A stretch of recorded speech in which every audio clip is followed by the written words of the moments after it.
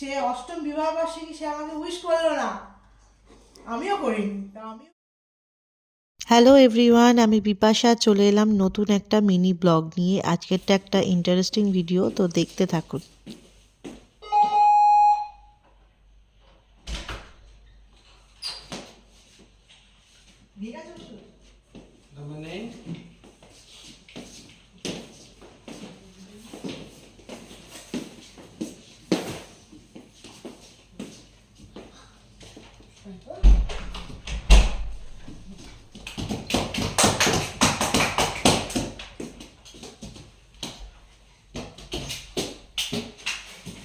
Happy anniversary!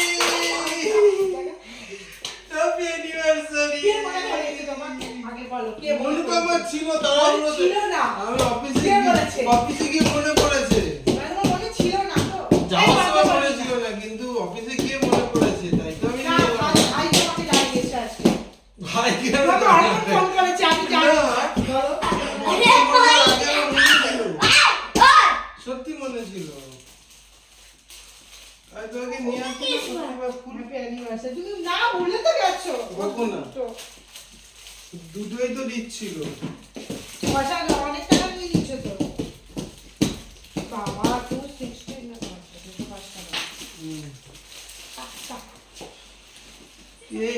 আমার বিশ্বাস ছিল। আমি এই জন্য ক্যামেরাটা অন করে রাখি, আমার বৃথা যাবে না। কেন? এমনি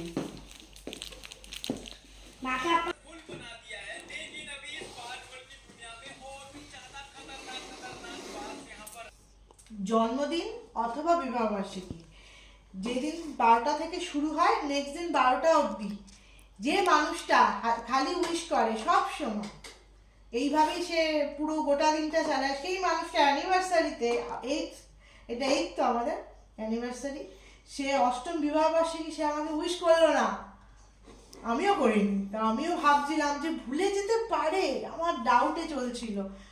তো যাই হোক, তাও একটা আশা নিয়ে আমি ভিডিওটা বানিয়ে রেখেছি, যে আমি ভাবছিলাম ক্যামেরা ভিডিওটা অন করে রাখি, আশা করি গেট খুলে কিছু একটা দেখবো।